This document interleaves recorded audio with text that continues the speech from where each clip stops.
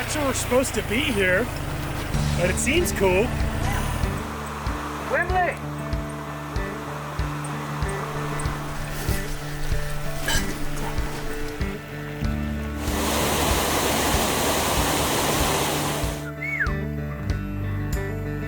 Sick views. He's got dirty paws. Whams, you doing okay back there? Not bad. It's pretty good. Wembley, how do we like the views?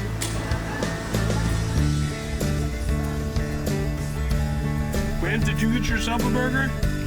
Anna, how many times have we rearranged this back? Too many. It's really quiet out here. We don't want to disturb the peace, but we're racing the rain to set up camp. It's not going that well. Wow. It's not bad, huh? What more is there to say?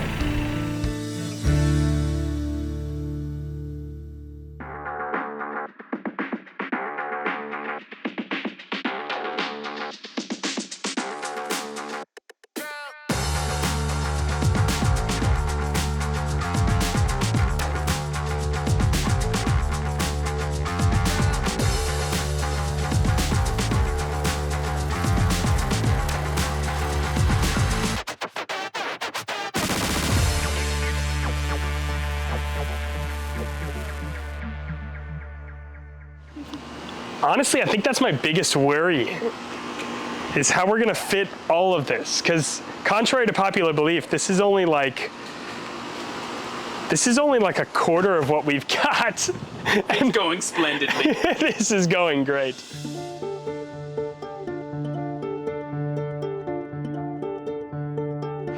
Okay, so the plan is simple, execution is a different story, but as a very novice off-roader, we have an off-roading vehicle, some camp gear, and we're gonna see if we can off-road some of the craziest terrain in the United States of America. We are hitting the road on this edition of Fast and Functional. Do we even know where we're going yet? Well, sort of. A lot of miles and not a lot of time called for an early audible from the team. Originally, the plan was to drive from DFW to Amarillo, working our way up to Santa Fe before trekking out to Moab, Utah, home to some of the most iconic off-road terrain in the country, before testing out our skills in some different terrain in southwest Colorado. Time and weather scrapped a lot of plans, most notably our Utah tour, leaving us with Texas, New Mexico, and Colorado as the final decision. Probably for the best too, because my off-road experience is pretty limited. I mean, there's a joke out here. It's, you know, some vehicle can't do something. It's like, this one needs a driver mod, you know? I hope this car didn't need a driver mod today. Not today. We also had a few more factors to account for. All right, we're ready to go. We're ready to go. Okay, so we know we've got 5 hours and 35 minutes till our first destination. You know me. What's for dinner? Austin's behind the camera. We've got Anna, who's gonna be a part of the crew for a little bit. She's gonna make sure nobody does anything too ridiculous. And then we've got Wembley in the back, who's definitely gonna hold it all together. We're excited. Honestly, most important thing, stay safe. Yes? And have fun. And have fun. And have fun.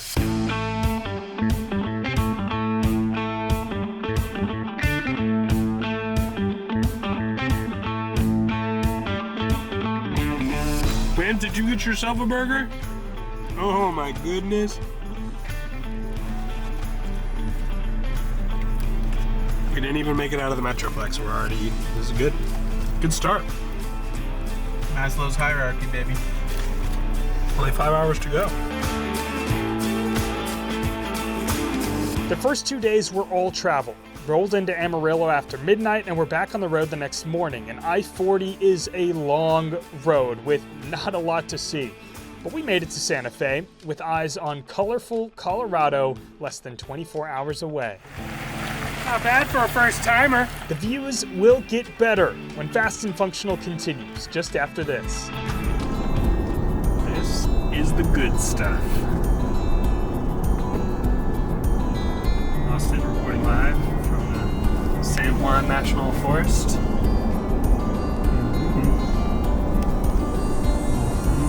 After 2 days of what felt like non-stop driving, Austin, Anna, Wembley, and yours truly made it to beautiful Colorado, just outside the stunning town of Telluride. Anna, how many times have we rearranged this back? Too many.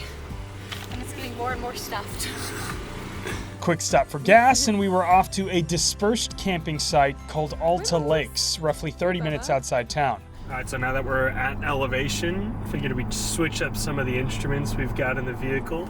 We've got some pitch and roll numbers right on the dashboard now, just to see what kind of elevation we're at, what kind of tilt we're getting. As we get into the off-road stuff, it'll be really cool to see some of those numbers, but right now, just taking it all in. It's pretty neat to see all this and all this at the same time, while driving safely, of course. No campfires, no charcoal grills. Stove's okay. All right, team. You guys ready? Yeah, we're going low 4. Going no slip. We're going center diff lock. And we are ready to go just like that, team.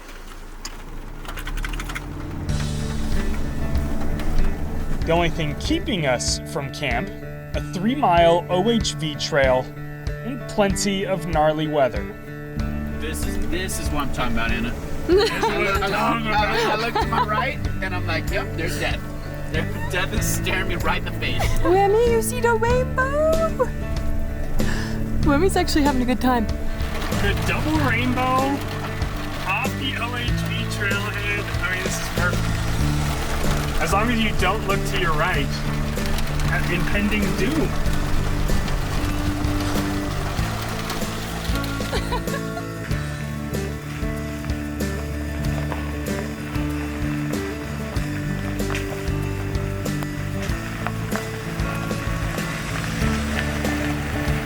Not bad for a first timer.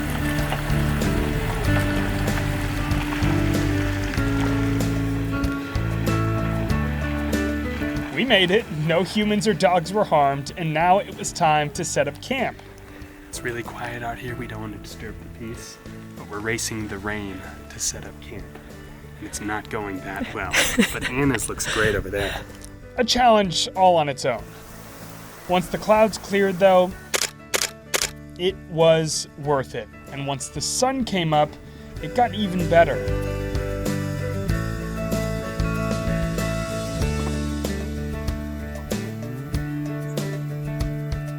This is how the trunk has evolved. Not nearly as packed as before. But that's because it's all over there.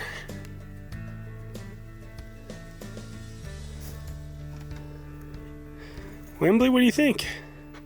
Yeah, car camping has some room for improvement, and so does off-roading. But soon, it was time to head to campsite number 2. How do we feel? New spot. Sick views. All right, so one thing that's great about car camping is it's really accessible to just about everybody. You saw some of the insane off-roading stuff we were doing up to Alta Lakes. Now we're at Sunshine Campground, and it is much more accessible. So we've got the stock Land Cruiser, and by stock, I mean no additional bells and whistles, no rock sliders, nothing on top as far as this roof rack is concerned. We do have some bigger tires, but outside of that, you're really getting something you can find on just about any lots across the country. The access is simple as long as you got the space and the right to-do list, and that has been the biggest eye-opener for us all trip long, is what to bring and what not to bring. Changes to the car, potentially. We'll talk about future modifications to come, but car camping is accessible for just about anybody in any vehicle. It's all about getting out there and giving it a go. But if you do want to push the limits, you might want to proceed with caution. Or maybe learn a thing or two from some of the many mistakes we make on our next OHV trail. We did have a battery die on the road. We've got a check engine light on. When Fast and Functional continues, just after this.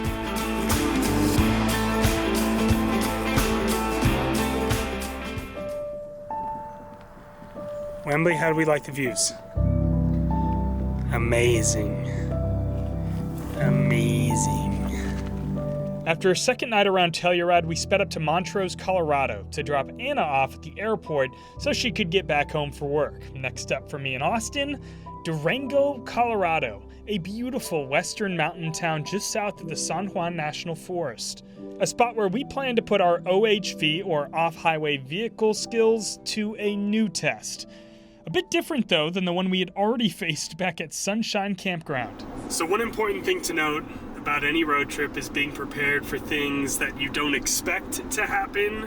We did have a battery die on the road. We've got a check engine light on. Expect the unexpected, but also be prepared. I think that's going to be a big lesson for the next time we hit the road. Now the goal was to make it to Cascade Creek Trailhead to see some sights. That's where we're supposed to be here, but it seems cool. Sights we'll show more of at the end of the episode. But we also wanted to do some driving, and we were pleasantly surprised. Unreal hike. We just finished up Cascade Creek, 8 miles, 2 waterfalls, insane.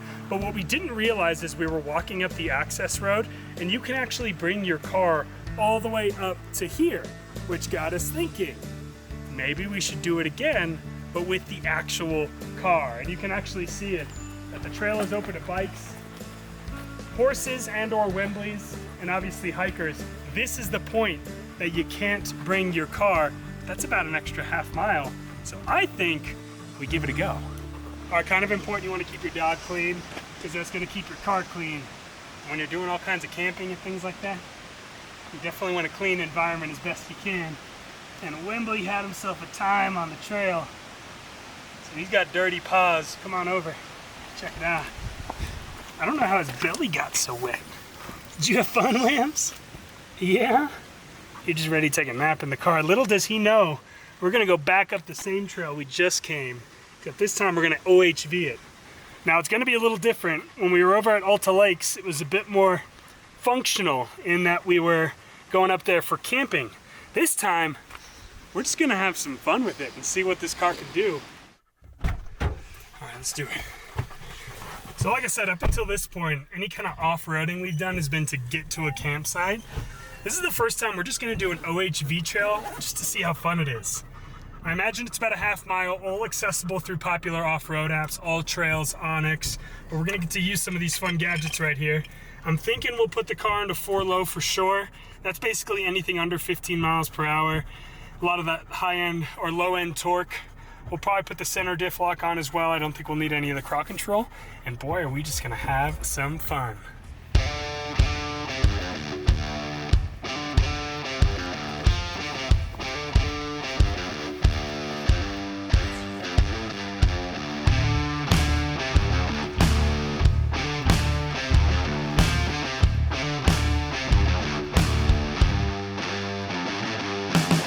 Austin, are you doing okay back there? You were more worried about Alta Lakes because there was a cliff. This is a little different. Like, it's more technical from an off-roading perspective because we're just going over rock gardens. But there's not like that dread of mudslide falling off a cliff, ending your life. Fear of heights is real, people. Like, I'm worried about scratching the car here because, again, stock car, not lifted.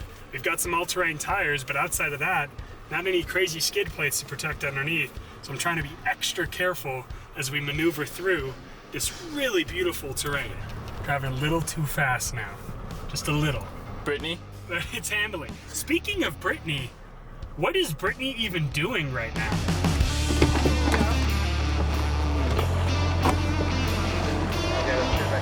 Funny you should ask, Daniel. Well, I had some downtime. I did a little shopping. Now, we all know that I am obsessed with my Miata, but I got an offer I couldn't refuse, so now I'm in a 45th anniversary edition GR Supra. Now, there were only 900 of these made for the US, 450 in this white and 450 in a deep orange. And I'm the lucky owner of one of them, so let me show you around. Okay, all of the 45th anniversary editions are a 3.0 Supra, which means it has an inline 6-cylinder 3.0 liter turbocharged engine. This outputs 382 horsepower and 368 foot-pounds of torque. And let's go to the back. There's something really special there that I want to show you. Okay, This wing is special for the 45th anniversary edition. It actually has some screws where you can manually change the wing angle so you can change how much downforce these back wheels are getting. Okay, you gotta come take a look inside too. It's got all these carbon fiber accents right here inside and this piano black, which you have to be very careful with because you can look at it and scratch it. But it's okay because it adds to the aesthetics. You know, I've always been a manual girl, but this time I went automatic, but don't worry, it still has some paddle shifters, so I'll still get a little bit of a thrill. And this is an 8-speed automatic versus their 6-speed manual, so this one's gonna be a little bit faster on the track.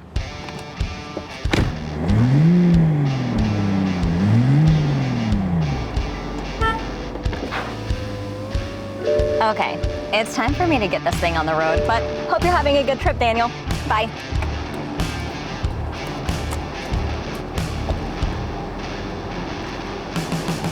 Yeah, nothing like a good surprise. We have missed Brittany, but she seems like she is doing just fine.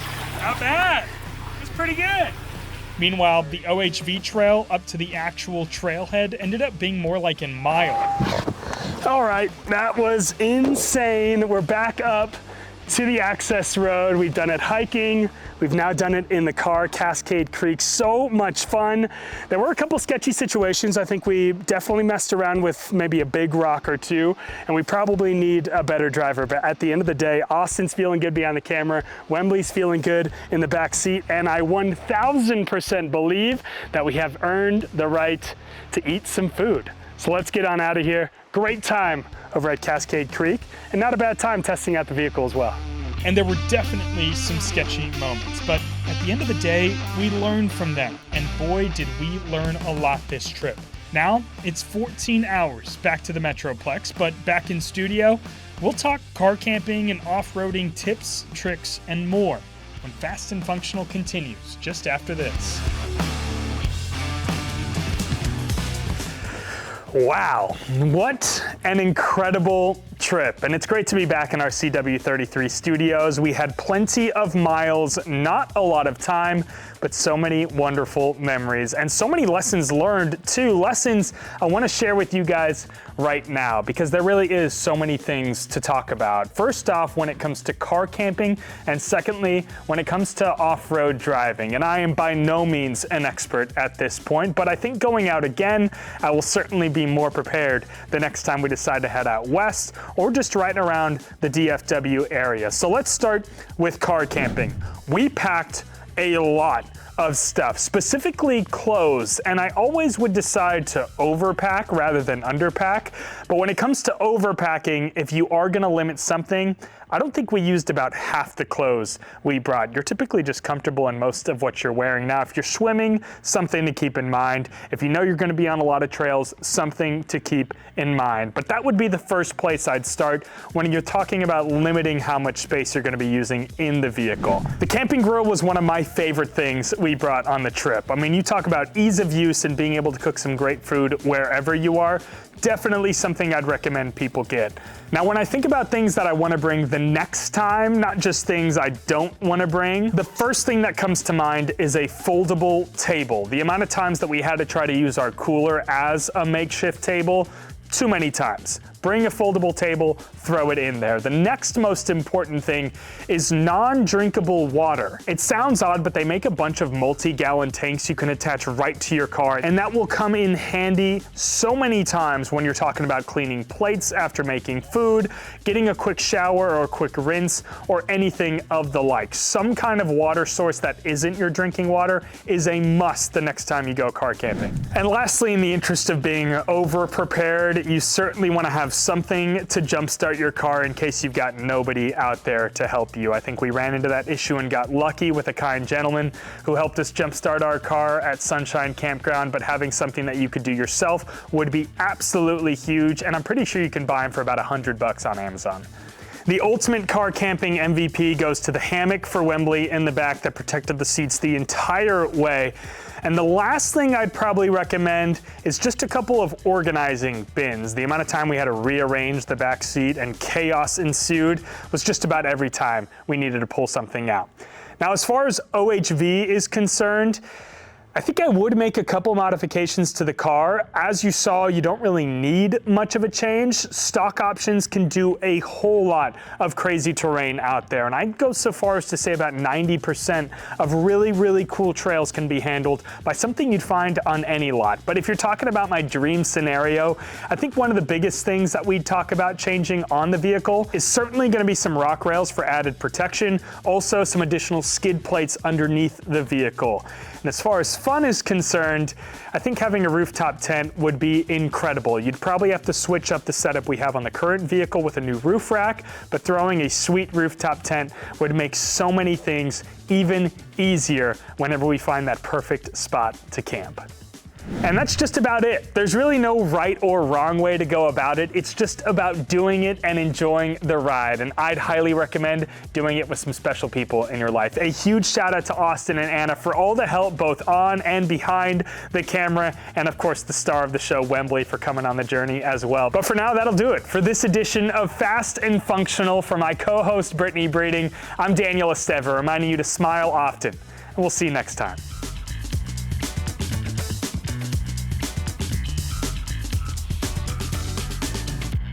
Wembley!